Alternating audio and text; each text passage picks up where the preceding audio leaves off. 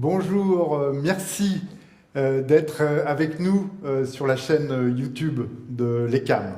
Je vais d'abord vous présenter nos deux vice-présidents. Christian Lalos du Théâtre de Châtillon. Marie-Lise Fayet du Théâtre Victor Hugo à Bagneux. Et Claire qui nous accueille. Pour l'ECAM qui est situé au créneau 17. Voilà, merci. Donc nous allons vous présenter le 11e plateau. Il a lieu le 14 décembre 2020 et en fait est présenté sur la chaîne YouTube de l'ECAM le 17, le jeudi, à 10h. Vous avez 3 projets et à 14h30, vous avez 4 projets. Alors cette année 2020 a été un peu difficile pour nous tous, mais nous avons souhaité coûte que coûte maintenir cette proposition. Les membres du groupe GEST sont les seuls à être dans la salle avec les équipes artistiques. Il n'y a pas de public, mais vous allez pouvoir rencontrer au fur et à mesure ces directeurs qui vont m'aider à interviewer l'ensemble des artistes après leur prestation. Donc chaque compagnie dispose de 20 minutes pour présenter son futur projet, son avant-projet. Voilà, merci donc bien sûr à ces 7 compagnies qu'on accueille cette année. Mais surtout aussi des remerciements aux 107 compagnies qui ont présenté des projets pour les plateaux. Nous les avons sélectionnés non sans difficulté en juillet dernier. Nous avons fait le Zoom le plus long qu'on a pu faire. On a mis 7 heures à se retrouver pour essayer de faire une sélection tant bien que mal. Ces 7 propositions sont très très différentes avec des projets, des aventures et des lectures du corps qui se situent à différents endroits. Ce sont tous des projets art du mime et du geste. Je vais passer la parole à Marie-Lise qui va nous dire des choses autour de ces écritures, de ces nouvelles écritures que l'on défend. D'accord, je vais essayer. Oui. Peut-être je vais d'abord dire aussi dire ce que ça n'est pas ou ce que ça n'est plus et ce que c'est devenu peut-être tout au long du... Enfin, voilà, parce qu'évidemment, tout le monde a dans la tête le mime, la pantomime blanche même, tel que ça a été un peu immortalisé dans Les Enfants du Paradis par Jean-Louis Barrault. Mais voilà, au fur et à mesure du XXe siècle, il y a eu des grandes évolutions, des grandes rencontres entre les arts du mime et puis des domaines artistiques qui eux-mêmes, tout au long du XXe siècle, se sont renouvelés. Alors il y a un peu des grandes dates, juste, peut-être on ne le gardera pas, mais voilà, que je voulais citer. Évidemment, le Festival d'Avignon et l'arrivée de la danse au Festival d'Avignon avec Maurice Béjart et Metz pour un temps présent. Il y a également Le Regard du sourd de Bob Wilson au tournant des années 70. Qu'est-ce qu'il y a? Il y a les grands tournants du cirque au tournant des années 80. Enfin voilà. Et donc, avec tout ça, il y a nos amis du Théâtre du Mouvement qui ont accompagné, enfin même développé voilà, toutes ces nouvelles dramaturgies.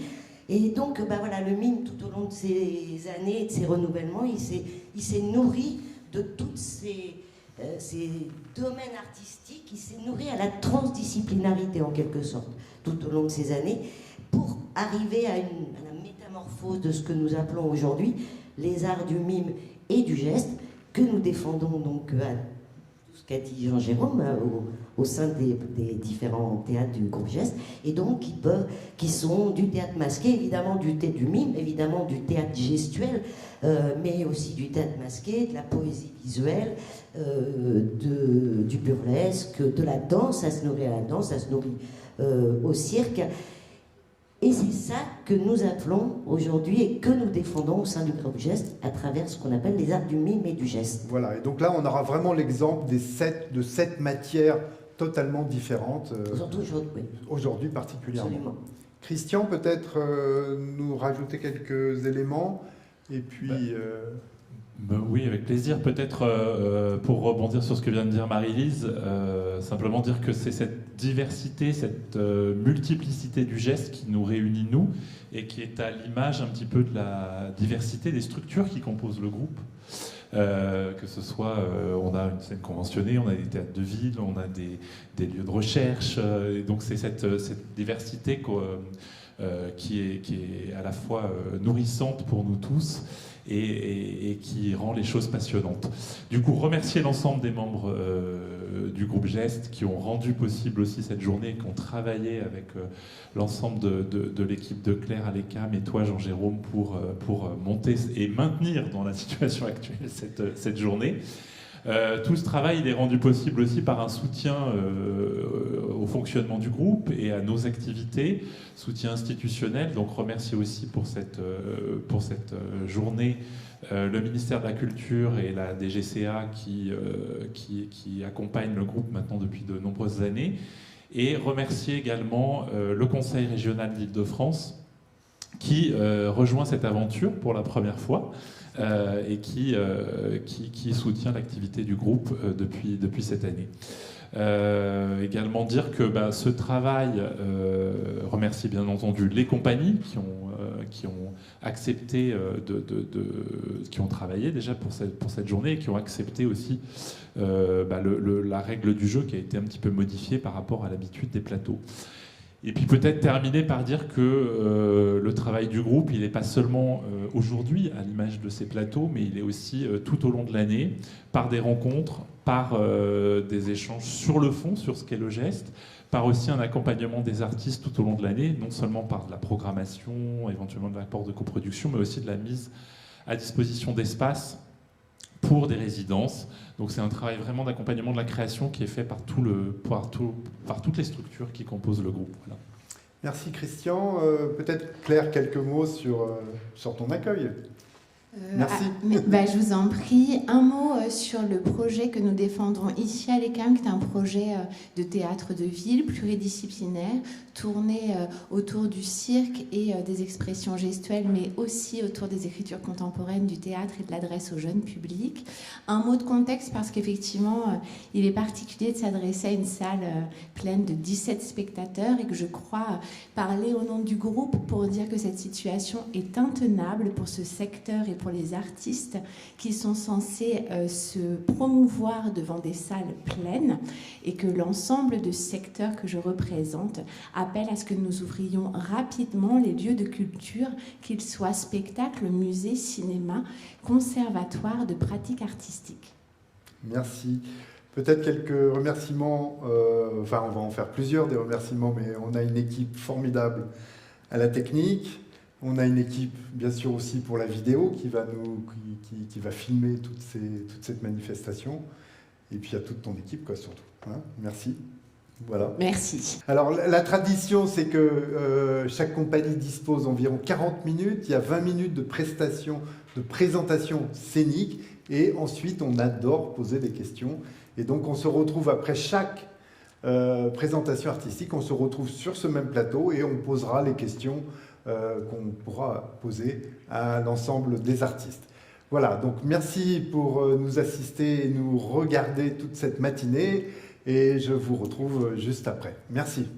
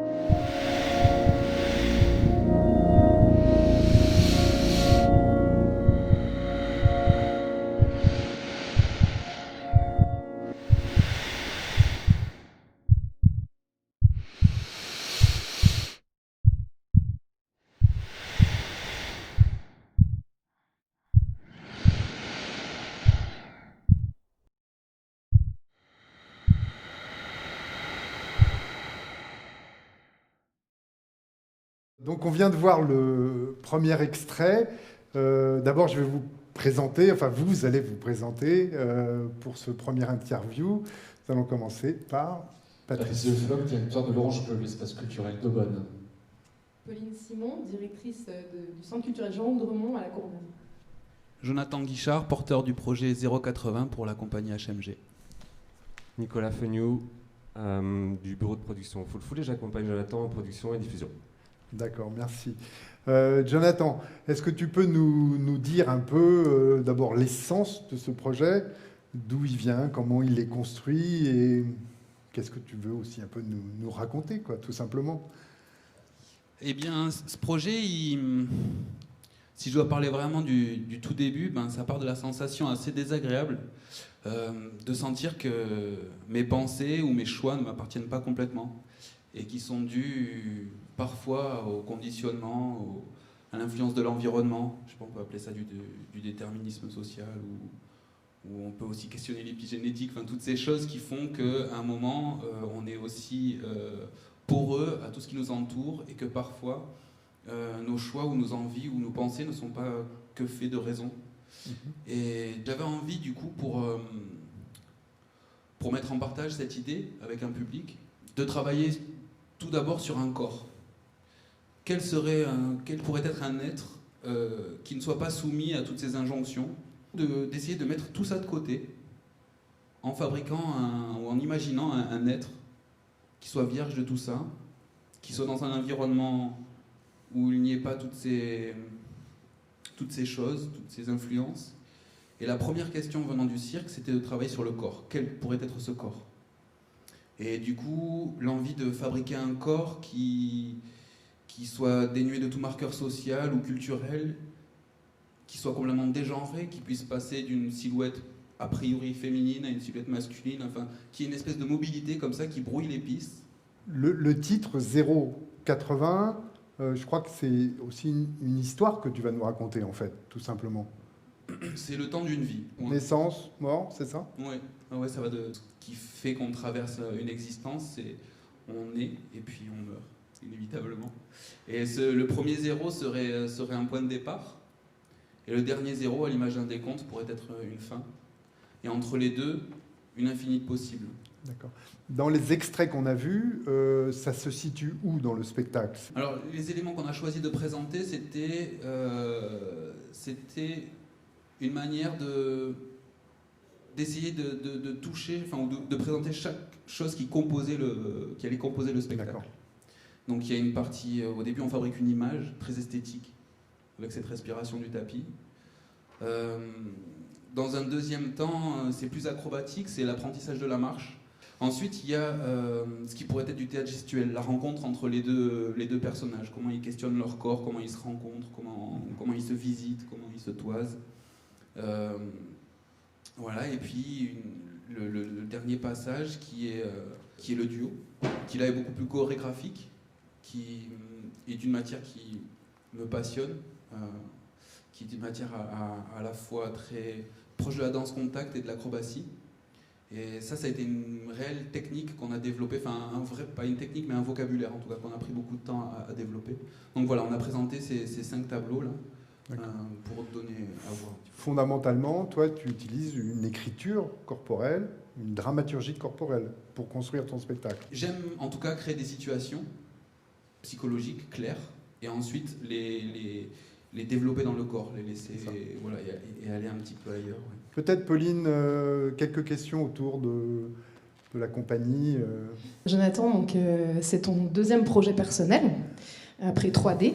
Quel cheminement il y a pour toi dans ces 2 spectacles, dans l'évolution de ton travail à travers ces 2 spectacles? Est-ce que tu peux nous dire de ça, du lien entre les 2 peut-être et de l'endroit où tu vas? Le lien qu'il y a entre les 2, c'est le son. J'ai commencé avec 3D, cette idée de dramaturgie autour du son, c'est que le son n'était pas simplement un colorant émotionnel, mais il était partie intégrante à la dramaturgie. On enlève le son, il n'y a plus de situation. Et là, le travail du son pour 080, il est de 3 ordres. Le premier, c'est le son du réel, le son de l'environnement.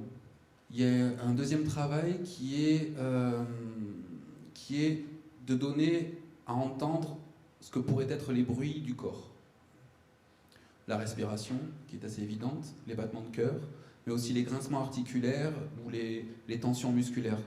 Et la troisième chose a été de travailler avec un morceau qui s'appelle La Marche funèbre de Chopin. Et l'envie de travailler avec ce morceau, de le déstructurer complètement pour en faire une matière harmonique. Merci. Juste peut-être une dernière question autour de la production, Oui, si tu avec peux une nous parler réponse. de là où on en est dans la production. Eh bien, pour cette question, je vais laisser la parole à Nicolas. Bon, le spectacle sortira le 13 mars 2021 à Spring, à Cherbourg. Il nous reste un peu plus de 6 semaines de travail. Donc les résidences sont calées, on croise les doigts, hein, que rien ne soit Bien annulé. sûr. C'est une création où on a subi quelques embûches. On a dû avorter 2 résidences parce que c'était pile au moment donné du confinement. Et on en a reporté 4. Bon, après, on a eu quelques petits soucis avec des interprètes qui étaient qu'à contact ou pas, qui n'ont pas pu venir. Donc, mais bon, on tient le coup. Pour ce qui est de la production, alors je vais peut-être sortir mon téléphone pour ne pas en oublier. Mais je voulais remercier nos partenaires, à savoir la plateforme de Pôle Cirque en Normandie, le Manège national de Reims, Circa Pôle National Cirque à Auch, le Carré Magique Pôle National Cirque en Bretagne, la Cité du Cirque au Mans, le Centre culturel Oudremont à la Courneuve et le Conseil départemental de la Seine-Saint-Denis, Culture commune scène nationale du Bassin-Minier et Pas-de-Calais, le Théâtre La Coupole à Saint-Louis en Alsace, le Théâtre du Chai du Terral à Saint-Jean-de-Védas, la Verrerie, Pôle National Cirque Occitanie, Dynamo Workspace for Circus and Performing Arts au Danemark, la Scène nationale d'Orléans et l'Esplanade du Lac à Divonne-les-Bains. Il fallait donc que tu aies ton portable pour qu'on puisse donner toute cette liste. Merci à vous tous. On va accueillir le prochain projet et à tout à l'heure donc. Merci. Merci.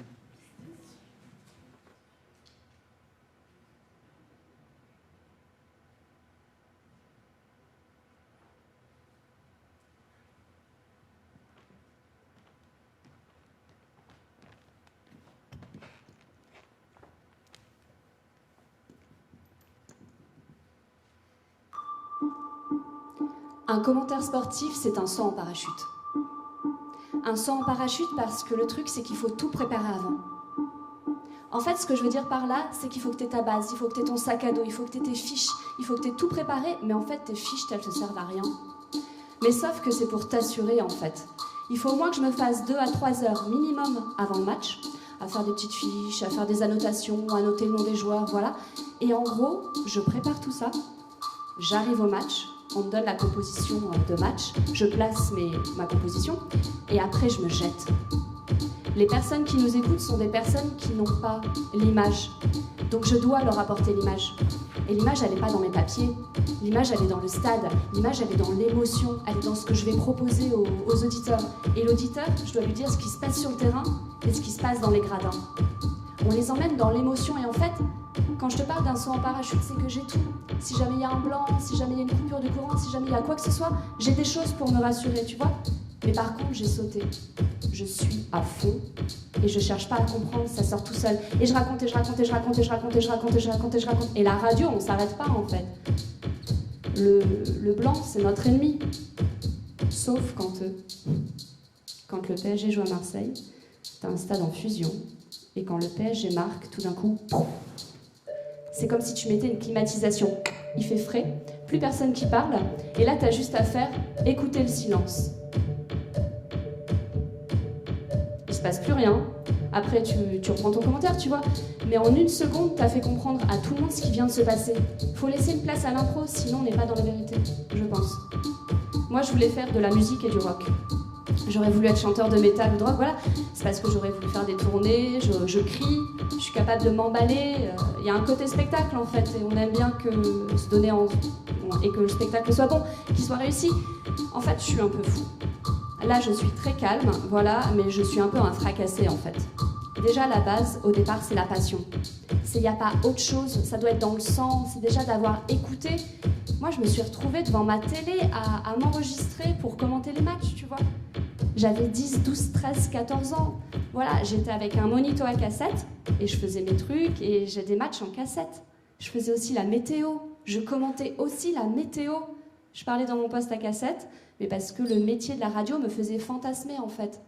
Pour moi, le bon commentateur sportif, c'est celui qui t'emmène au stade. C'est celui qui te prend la main, qui te dit pas, tu sais quoi, je vais t'apprendre des choses. Non, c'est on va s'éclater ensemble.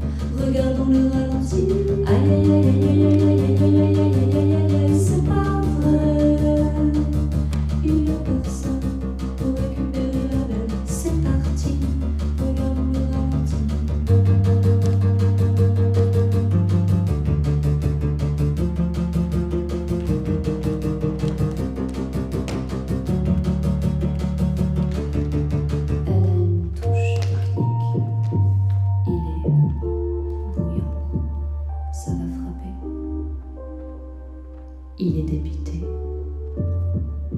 C'est pas grave, c'était bien joué.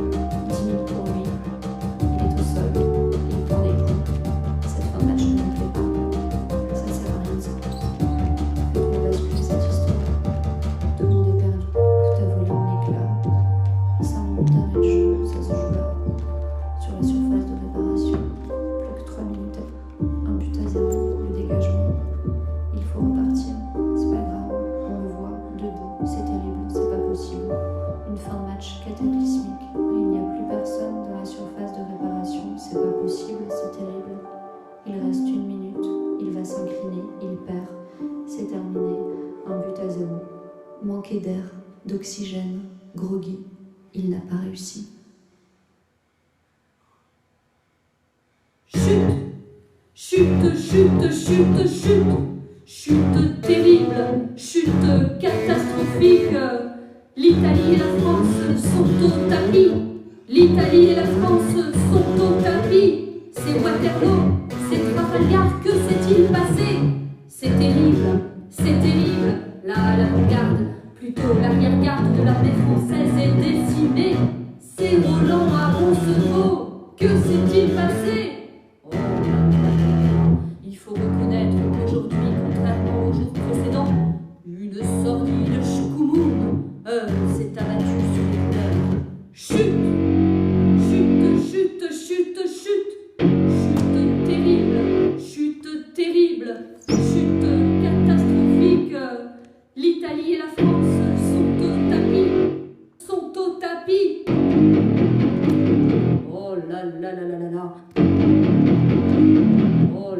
là là là là là.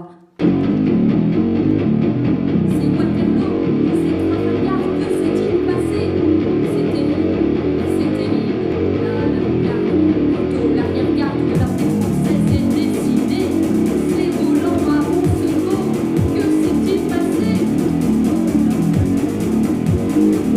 Aujourd'hui, président, les sorties à chevaux, c'est abattu sur terre.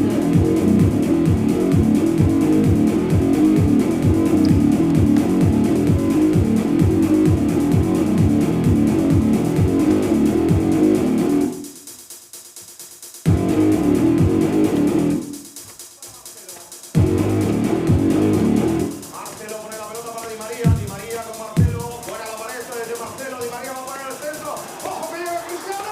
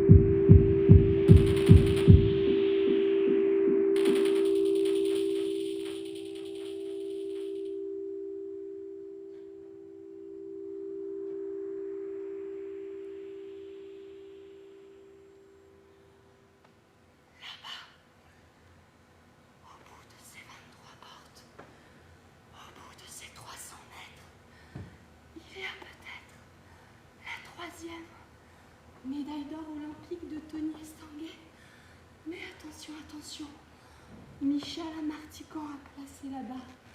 Super haute. Le duel. Le duel là en ce moment. Il est dans la porte 4. Ouh, ça c'est de la glisse. Ça c'est de la glisse. Ouais, il est bien, il est bien. Oh là là, il est bien, il est posé son bateau.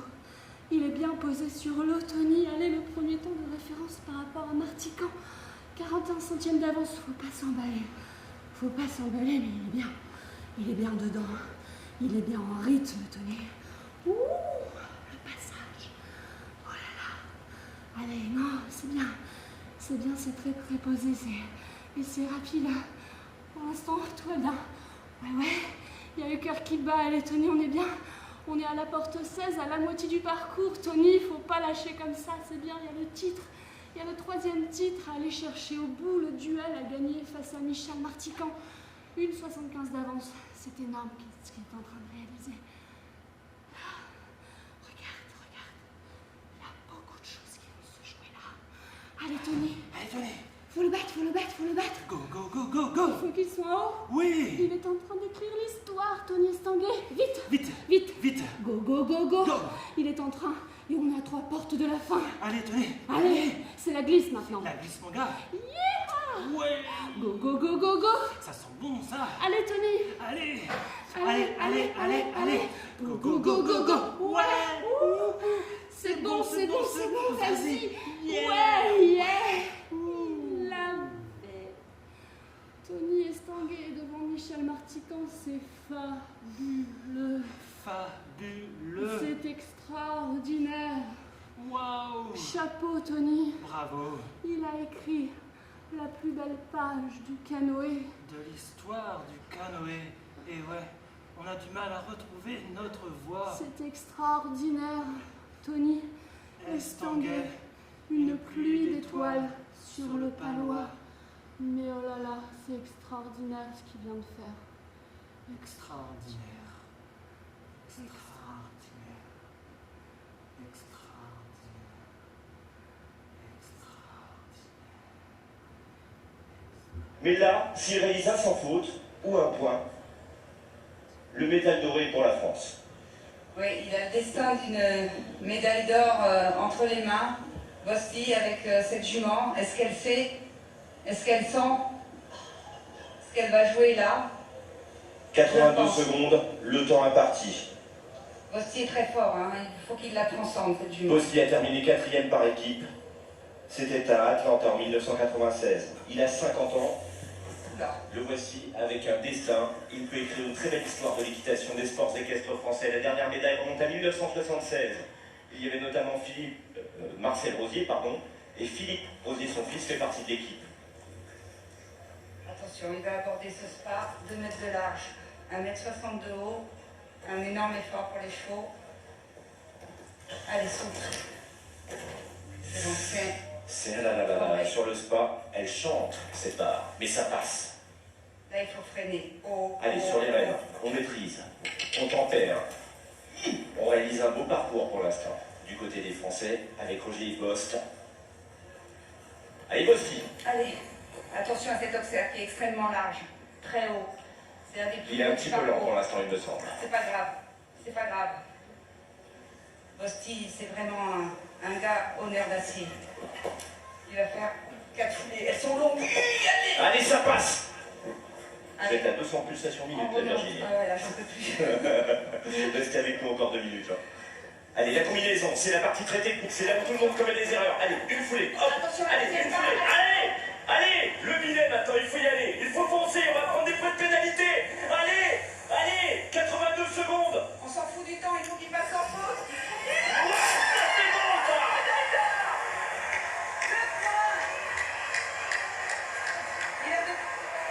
C'est incroyable. Il a fait son sans faute, Bosti. Il a fait son sans faute. Mais 3 points de pénalité. 3 points de pénalité, c'est bon. 3 points de pénalité.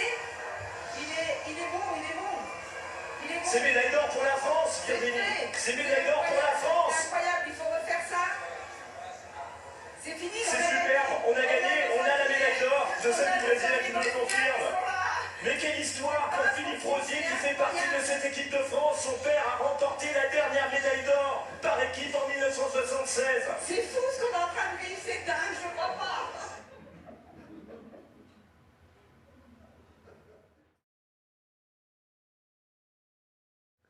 Peut-être on commence par se présenter. Marine, Sylvain et Vincent Béraud. Vincent Béraud, directeur de la Maison des Jonglages à La Courneuve, scène conventionnée jonglage. Superbe. Et là, Claire Bourdier, directrice de l'ECAM. Chez qui on est?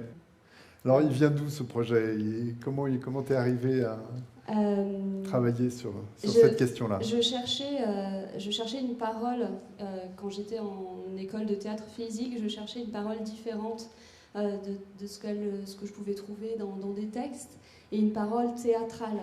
Et je me suis orientée très vite vers les commentaires sportifs, les commentateurs, parce que pour moi, ce sont des réels comédiens. Ils donnent tellement, ils sont passionnés, ils nous font voyager dans des émotions, ils peuvent se mettre à pleurer, ils vivent ce qu'ils sont en train de commenter. C'est aussi un talent d'improvisation, parce qu'ils préparent un peu, mais après, comme ce que je dis au départ dans le commentaire de Bruno, c'est qu'ils se jettent. Et là, ils sont lancés, comme quand on dit lumière, on y va, et ça y est, ils sont sur le plateau. Du coup, j'ai vraiment cherché des textes, et c'était en plein dans l'été 2016, les Jeux Olympiques à Rio de Janeiro. Et là, j'ai écouté plein de commentaires sportifs, allant vraiment dans des sonorités qui allaient de l'escrime, qui est un truc très feutré, avec des sons très marqués, au basket, où il y a du public, une foule aussi en délire, et donc des domaines de sonorité, de musicalité très différents. Et j'ai eu une commande pour un festival et une scène de la scène nationale de Martigues de faire un projet avec les habitants. Et du coup, j'ai fait un chœur de commentateurs sportifs, où j'ai écrit une partition à partir de réels commentaires, en respectant les intonations, les silences, voilà, les rythmes, les hurrahs, et que j'ai enseigné à un groupe d'habitants. Et on a fait une chorale. Mais ça, c'était pas une chorale où on reprenait des chansons, c'était des commentaires sportifs. Et le projet a si bien marché dans l'énergie, enfin, ça m'a permis à tout le monde, tous les jours, de s'extasier, de crier tous ensemble, que j'ai eu envie d'en faire une création et de travailler avec Sylvain, qui est danseur et chorégraphe. Il y a beaucoup de matière dans votre projet actuellement. Il y a un choix très fort d'associer et parole et mouvement. Peut-être qu'on peut discuter de ça. Il y a aussi une entrée très visuelle sur le rapport à la chronophotographie et des moments très arrêtés. Donc peut-être nous préciser l'endroit et le va-et-vient que vous allez faire. Et puis, deuxième question, là où vous en êtes de votre projet, ce que vous nous avez présenté, est-ce que c'est un milieu, un début, plein de petites choses, voilà.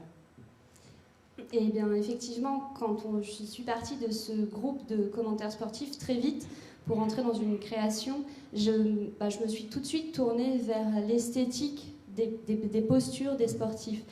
Et il y a des photographies magnifiques des Jeux Olympiques, Raymond Depardon qui a fait des photographies.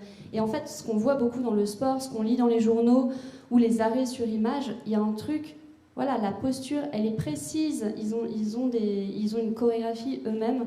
Et c'est pour ça qu'en fait, on a commencé une bibliothèque de posture. En fait, on a fait une bibliothèque gestuelle. Voilà, si on dit canoë, si on dit tir à l'arc, si on dit ski, si on dit équitation, on sait ce qu'on fait tout de suite. Et cette décomposition du mouvement, parce que vraiment ce qu'on voit dans la chronophotographie, c'est du point 0 au point 10. Image par image. Exactement, voilà. La décomposition. Et ce qui m'intéresse énormément, c'est cette décomposition et cette structuration qui va en parallèle de la parole au débit du commentateur sportif, parce que lui, il ne s'arrête pas, surtout quand ils sont en radio.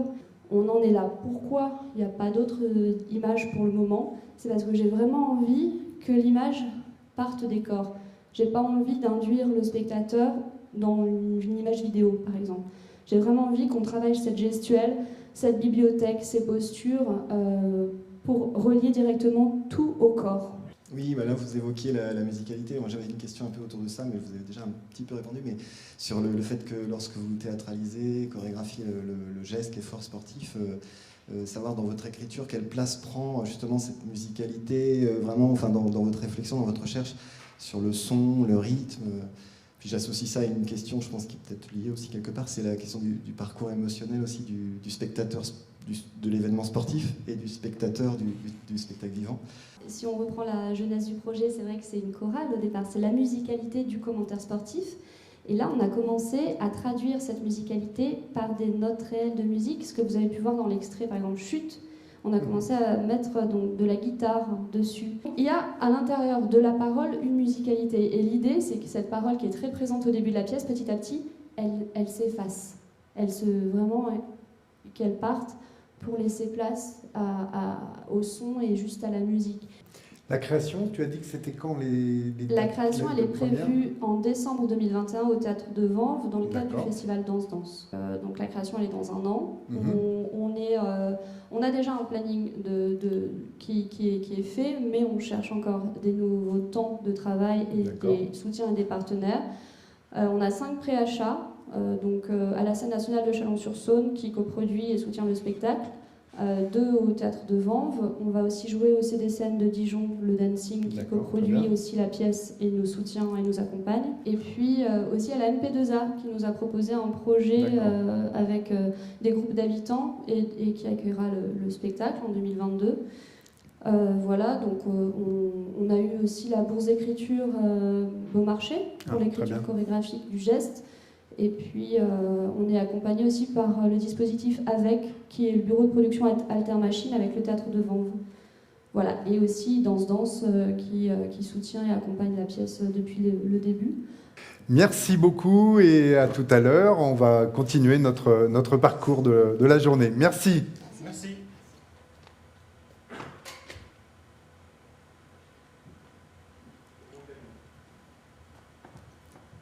Bon, c'est un nouveau track de jouer dans des salles vides. Mais vous êtes quand même là, il y a du monde en fait. Je m'attendais à ce que ce soit complètement vide, et puis en fait il y a quand même un peu quelques personnes, et pas n'importe qui, ceux qui peuvent aider à faire qu'un projet surgisse. Donc bon, alors je suis là, mais en fait normalement je suis pas là parce que c'est 4 personnes qui jouent et qui sont comme moi, qui sont des gens qui ont besoin de la salle ou des spectateurs de manière très très forte. Et puis ça a été tellement compliqué, ben voilà, enfin, tout le monde connaît ce contexte incroyable.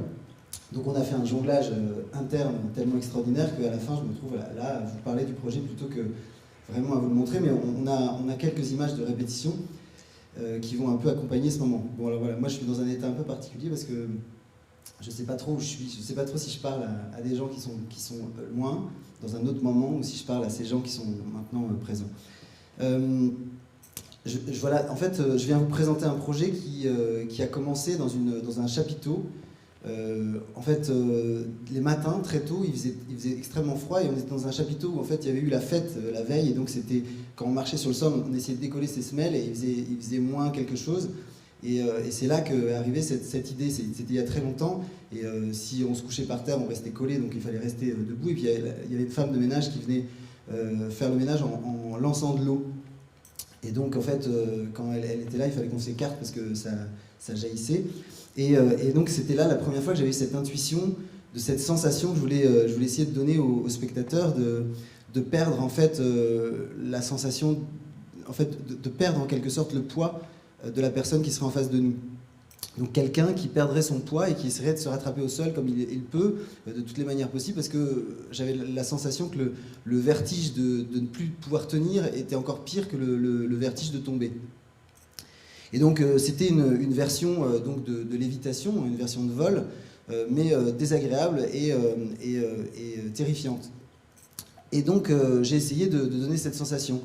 Donc j'ai commencé avec le premier spectacle que j'ai fait, où j'ai commencé à faire une lévitation, et donc c'était les techniciens du spectacle qui venaient me rattraper et me ramener au sol sur un grand opéra. Donc il y avait quelque chose de... Les gens ne comprenaient pas toujours que c'était une lévitation, mais en tout cas ils se disaient que c'était fort. Parce que bon, bah, les techniciens en question, enfin je ne veux pas du tout les critiquer s'ils m'écoutent, mais voilà, ils n'avaient pas forcément la technicité, bon, parfois j'étais plus lourd qu'eux. Et quand même, donc l'histoire, c'est très simple, c'est qu'effectivement ces gens qui me retenaient me portaient en fin de compte, donc ils mentaient, et c'était découvrir que une seule fois, si le poids revient, alors on ne croit plus à son absence et on ne croit plus à sa disparition. Et puis donc je l'ai joué, ça a été assez fort. Mais il manquait cette chose que j'avais toujours pas la sensation que je cherchais. Et donc j'ai refait ça. Je me suis acharné, donc j'ai commencé à faire de l'écriture à travers les œuvres. Et donc dans l'immédiat, il y a une scène aussi de lévitation où c'est une femme qui perd son poids et qui essaie de se rattraper aux choses. Donc il y a eu plein de dispositifs où elle arrivait, on la recouvrait d'objets. Et il y a eu quelque chose de très comique dans cette situation-là. On n'y croyait toujours pas complètement, mais les gens quand même cherchaient les fils. Donc on avançait dans ce processus, mais il y avait quelque chose de surtout et avant tout drôle. Ce qui me plaît bien en général, j'essaie de pas drôle, mais ça finit toujours par faire rire les gens. Et donc j'en étais arrivé à quelque chose d'un peu plus poussé, mais on était toujours dans un rapport où la voltigeuse avait le même poids que les porteurs, et puis les porteurs eux-mêmes voilà, n'avaient pas forcément cette technicité. Et donc en fait il y avait cette envie d'aller plus loin là-dedans. Donc c'est pour ça que je suis ici.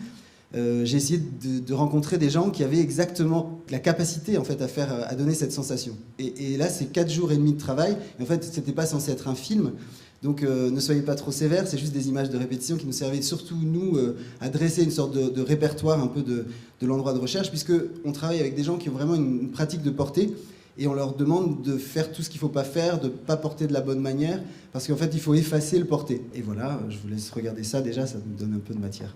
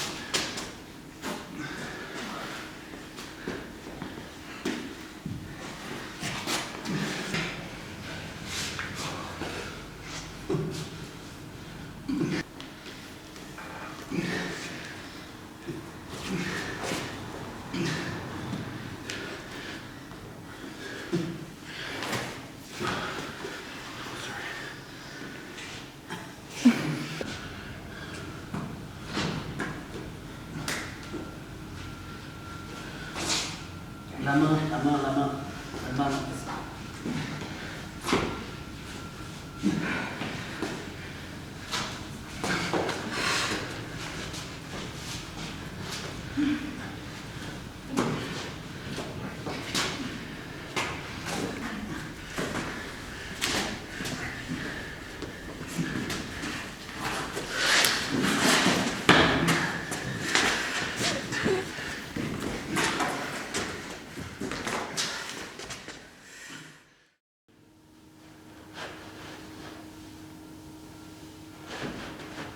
Ça, c'est bien. Voilà.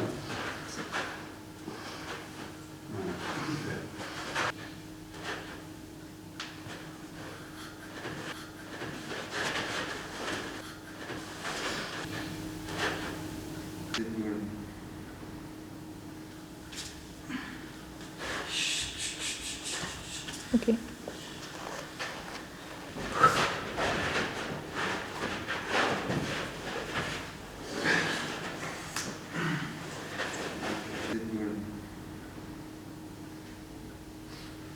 Voilà.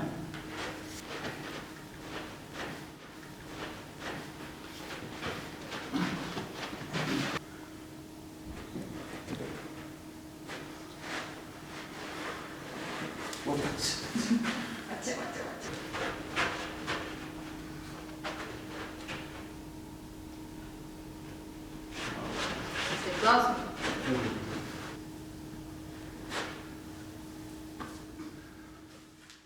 Au niveau des vêtements, il va y avoir quelques vêtements truqués. Donc là, on ne voit pas forcément tout ce que nous permettront ces vêtements, mais c'est quasiment le seul matériel, à part, on va aussi utiliser une barrière là qu'on commence à explorer.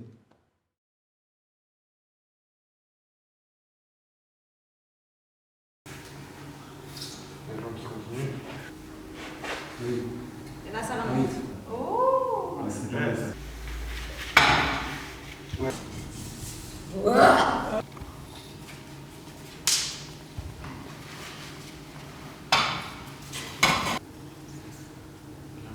C'est mieux. Descends.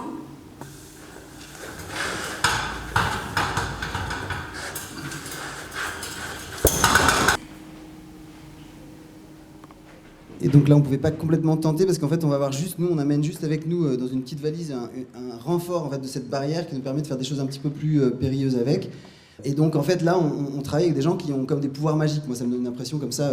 Là on a fait quelques trucs où effectivement eux de porter quelqu'un à un bras c'est pas du tout impossible. Donc on a cet avantage là.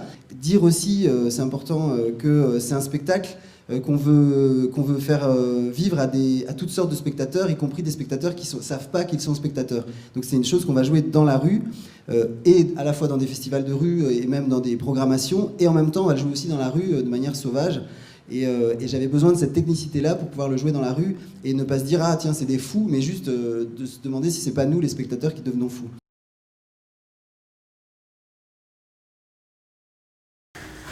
C'est ça l'idée.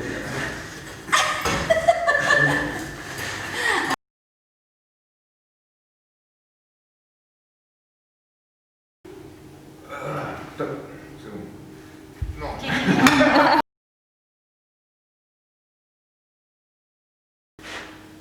Tac.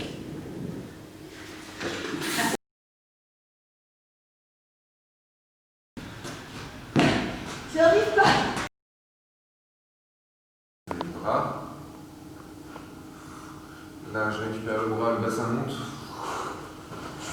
Non, plus.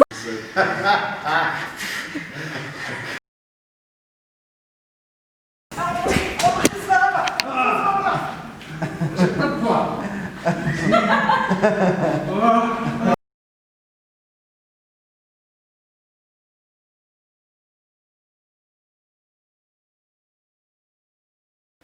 Merci Camille, ça nous a fait très plaisir de voir ces images.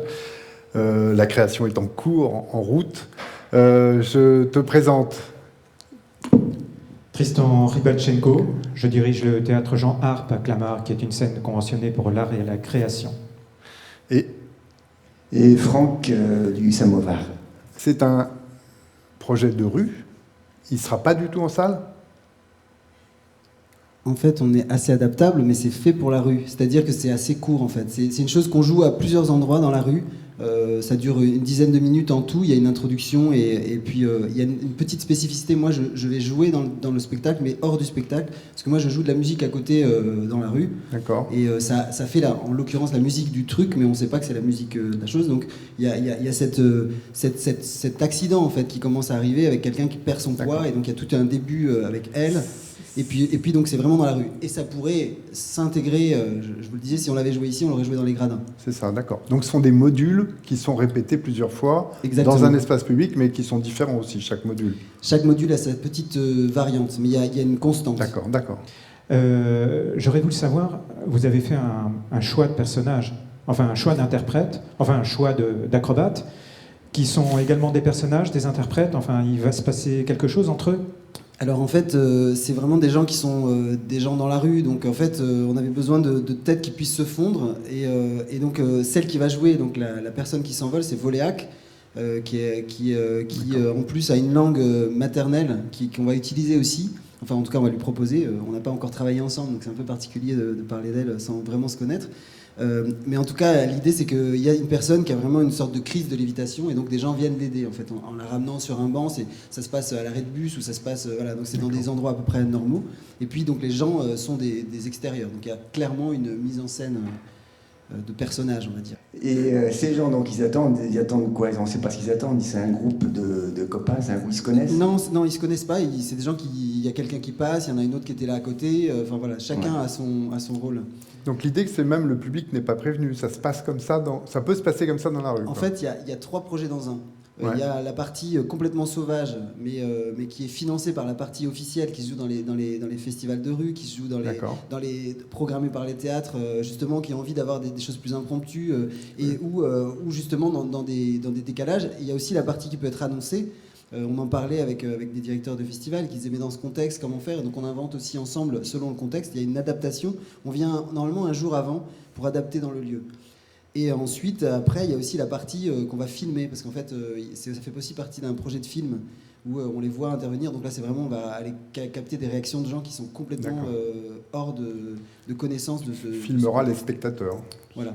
D'accord, très bien. Et il n'y aura que des lévitations réussies ou il y aura des chocs, des pocs et des... Et des chutes, dans l'autre sens. C'est vrai qu'ils sont assez agréables, les ratés, mais en même temps, c'est assez fin, c'est-à-dire qu'on peut vraiment partir très loin. C'est ça qui est particulier, et donc là, il y a beaucoup de travail pour que justement, il n'y ait jamais un seul moment où le poids retombe. Donc nous, on va plutôt travailler à ça, que le raté. Mais ça serait très drôle s'il y avait du raté. Je pense que, vu les personnes que c'est, je pense que s'il y a un raté, ça va nous faire rire aussi de l'intérieur. Alors donc, pour les programmateurs, ils n'annoncent ça nulle part dans la plaquette de présentation, et c'est au détour d'un trajet d'un spectacle à l'autre qu'ils assistent à ça. En fait, il y a les deux choix. Ça dépend du niveau d'aventure qu'on a envie de mener et du niveau d'équilibre. Et nous-mêmes, on a conscience de l'équilibre que c'est. C'est-à-dire, on peut annoncer après, on peut annoncer avant. Tout est possible. C'est pas une chose qui va souffrir énormément d'être annoncée. Ça peut complètement être assumé comme un spectacle dans le contexte réel. C'est juste que l'un n'excluant pas l'autre, on va faire les deux. Est-ce qu'il y aura une logique de série entre toutes les interventions pour ceux qui suivent l'intégralité de l'aventure ? Ça change de contexte, donc il y en a une à l'arrêt de bus, il y en a une plutôt dans la gare, il y en a une qui se passe avec un arbre, et donc ça offre de nouvelles possibilités. Donc on va dire que c'est presque l'ordre d'aller revoir un spectacle que si on fait l'intégrale, c'est parce que vraiment on a trop aimé la première fois, et la deuxième fois on se dit tiens, qu'est-ce qu'ils vont faire cette fois-là. Ce qu'on aime beaucoup là-dedans, c'est que nous déjà, même en le faisant assez mal, parce que j'ai fait 2 versions travaillées, il y avait quand même les gens qui cherchaient les fils, et donc là comme on a des gens qui ont un potentiel encore au tout début de ce qu'on développe, ils étaient très... En fait là ça a été une rencontre. Donc on a aussi laissé beaucoup de place pour qu'ils proposent aussi des technicités en fait. Et donc on a des gens, on sent que voilà, il y a un gros potentiel, et en fait on a encore quelques sessions, et là on a fait juste une session, donc on sent que ça va aller beaucoup plus loin que ça.